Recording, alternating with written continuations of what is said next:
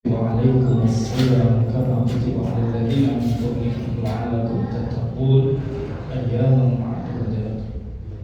Wa qala aidan syahru ramadan alladhi unzila fihi al-Qur'an hudan lin-nasi wa bayyinatin minal huda wal furqan. Al-ayah.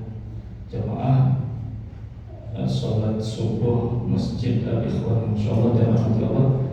Alhamdulillah pada subuh kali ini Allah masih berikan kita nikmat panjang umur, sehat walafiat sehingga kita bisa melaksanakan ibadah puasa sekaligus sholat subuh berjamaah di masjid.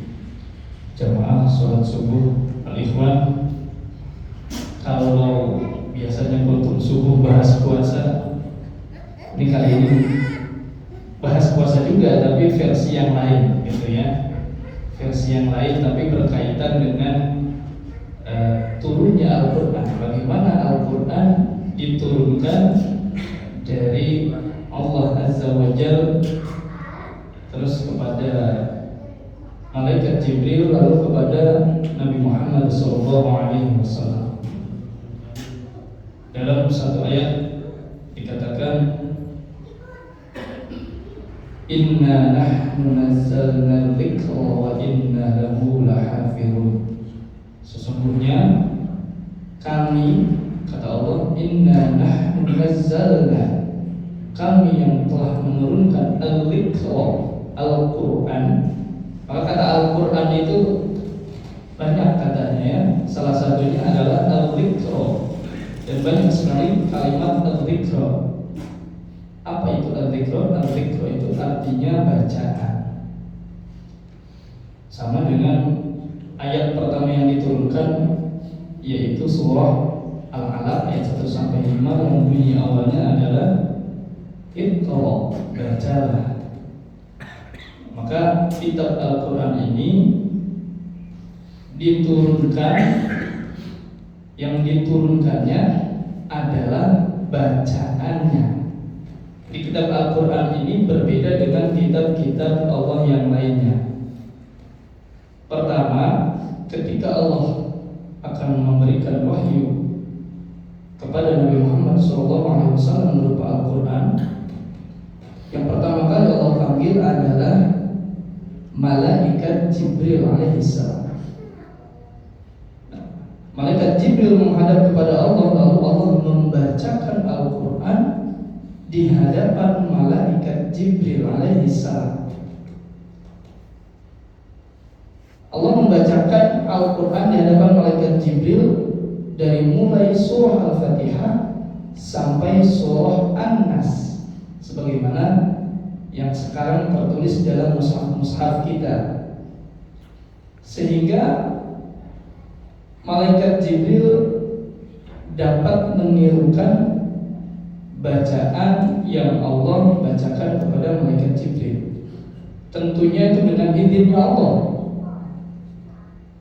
Dengan izinnya Allah, malaikat Jibril dapat membacakan apa yang telah Allah bacakan kepada malaikat Jibril. Nah, itu namanya Allah. Dalam bahasa Qur'annya itu namanya Allah. Allah itu bacaan timbal balik. Jadi Allah membacakan Al-Quran di hadapan malaikat Jibril, lalu malaikat Jibril membacakan kembali di hadapan Allah. Itu namanya Allah. Nah, Allah itu turun-temurun. Sama halnya ketika malaikat Jibril memberikan wahyu kepada Nabi Muhammad, itu terjadi Allah. Malaikat Jibril membacakan wahyu kepada Nabi Muhammad, Nabi Muhammad mendengarkan, lalu setelah itu Nabi Muhammad membacakan kembali di hadapan malaikat Jibril. Nah, itu namanya Allah. Sama begitu terus. Nabi Muhammad membacakan Al-Quran kepada para sahabat membacakan kembali Al-Quran kepada Nabi Muhammad SAW. Itu disebut dengan Allah. Maka kita yang hadir di sini kira-kira sudah pernah Allah atau belum ya? Membaca, guru baca Quran gitu ya, mendengarkan. Setelah itu muridnya baca di hadapan gurunya. Untuk apa? Untuk pembenaran. Nah, itu disebut dengan Allah. Jadi Allah itu namanya bacaan timbal balik, namanya Allah.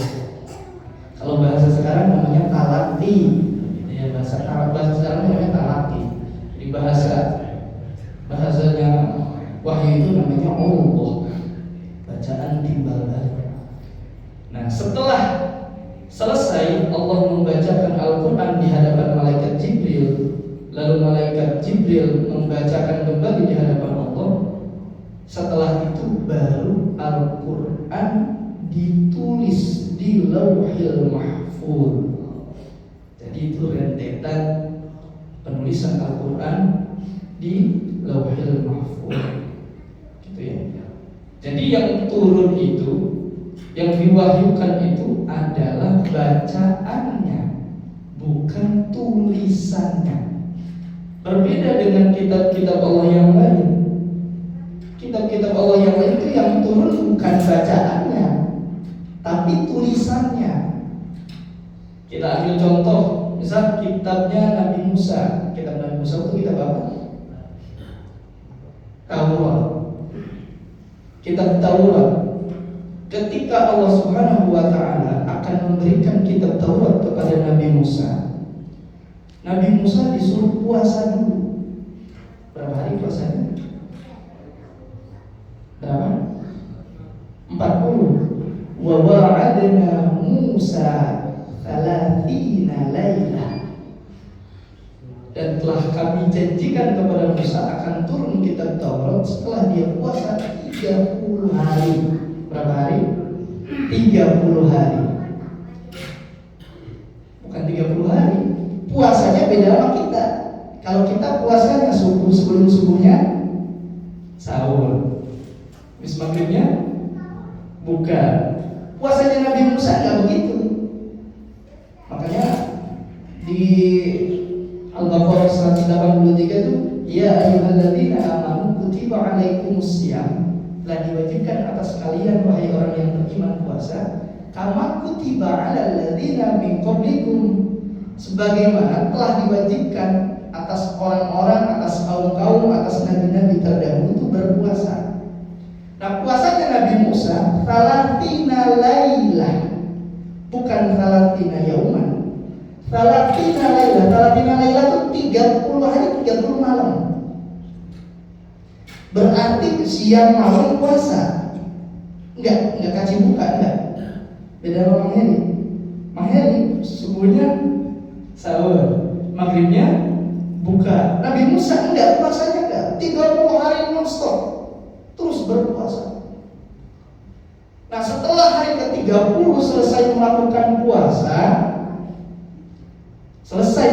puasa, nah, kira-kira bau mulutnya gimana? 30 hari non-stop puasa, kira-kira bau mulutnya bau banget apa bau aja? Bau banget. Nabi Musa ngerasa, ini bau banget ya. 30 hari puasa non-stop. Sedangkan Allah janjikan kalau udah puasa 30 hari mau nurunin kita Taurat. Masa mau turun kitab Taurat mulut saya bau? Itu pikir Nabi Musa. Akhirnya Nabi Musa nyari daun-daunan, digosoklah mulutnya. Akhirnya bekas puasanya yang 30 hari itu hilang. Lalu turun malaikat, wahai Musa, kenapa kamu gosok gigi? Bahasa kita gosok gigi. Kenapa kamu gosok gigi? Loh, mau turun kitab Taurat, masa mulut saya bau? Loh, justru mulut bau itu bekas puasa yang Allah pengenin dari kamu. Bukan kamu malah gosok gigi atau baunya hilang. Makanya ada hadis Nabi mengatakan, la hulufu famis shaim atyabu min rihil miski. Bau mulutnya orang berpuasa itu lebih wangi daripada minyak misik. Itu sejarahnya. Kenapa? Engkau berpuasa selama 30 hari itu bau mulutnya wangi terasa di hadapan Allah. Lalu engkau gosok, hilang bau mulutnya. Lalu kata Allah gimana? Wa atmamnaha bi'ashr. Lalu kami sempurnakan puasanya Nabi Musa ditambah 10 hari lagi. Ya udah Musa karena mulutnya hilang, bekas puasa atar namanya. Atar puasa 30 harinya hilang. Ya udah puasa lagi 10 hari lagi. Jadi berapa hari? 40 hari. Setelah 40 hari puasanya Nabi Musa disuruh oleh Allah ke Bilwadil Muqaddasi Tuwa. Jadi di lembah yang suci. Lembah suci. Lalu kata Allah, fa'la na'lam innaka bilwadil muqaddasi tuwa. Musa, Nabi Musa pakai terompah.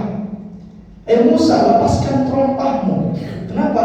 Innaka bilwadil muqaddasi tuwa, karena engkau sedang berada di lembah yang suci. Lembah suci di mana lembah tersebut akan diturunkan kitab Taurat. Setelah Nabi lembah ya, nggak pakai karpet kayak begini gitu. Lembah padang pasir kan beda sama lembahnya Citra Indah, ada rumputnya. Nah, lalu setelah Nabi Musa berada di Bilwadil Muqaddasi Tuwa, di lembah yang disucikan oleh Allah, maka turunlah kitab Taurat berupa tulisan. Turun itu dari atas langit. Nah, kalau di kitabnya itu turunnya itu berupa batu yakut, wakila batu zamrud atau batu zamrud. Nabi Musa kan ukurannya 40 hasta. Satu hasta itu berapa senti? 80 senti. Kalau satu hasta 80 senti, 40 hasta berarti kurang lebih 18 meteran. Tinggi Nabi Musa 18 meter. Nah, turunlah lembaran-lembaran yang berupa suhuf. Inna hadza fi suhufil ula suhufi Ibrahim wa Musa. Turun suhufnya Nabi Musa berupa lembaran-lembaran tulisan yang ditulis langsung oleh Allah Subhanahu wa taala. Yang turun apanya? Tulisannya, bukan bacaannya. Nah, kalau Al-Quran itu yang turun bacaannya, bukan tulisannya. Nah, tulisannya ada di mana tulisannya? Ada di Lauh Mahfuz yang tadi sudah di awal diceritakan. Jadi Al-Quran itu berbeda dengan kitab-kitab yang lain. Kenapa?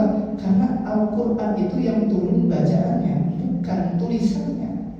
Sedangkan kitab-kitab yang lain yang turun adalah tulisannya, bukan bacaannya.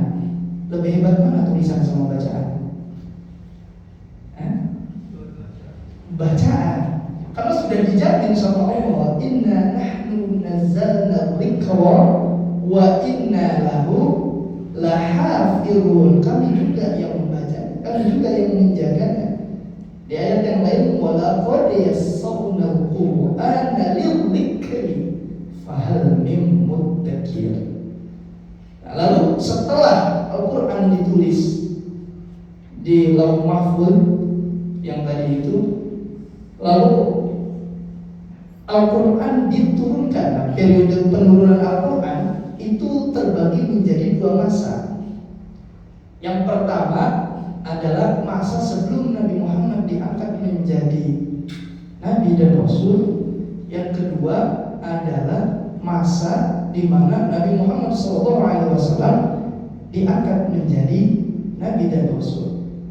Insya Allah nanti ceritanya lanjut di minggu depan. Di pertemuan selanjutnya ya. Soalnya ceritanya lanjut di pertemuan selanjutnya. Ini sudah lewat dari waktu yang sudah ditentukan. Namanya juga kultum ya, kuliah terserah antum. Jadi ya, insyaallah kita lanjut di pertemuan berikutnya. Terima kasih. Wassalamualaikum warahmatullahi wabarakatuh.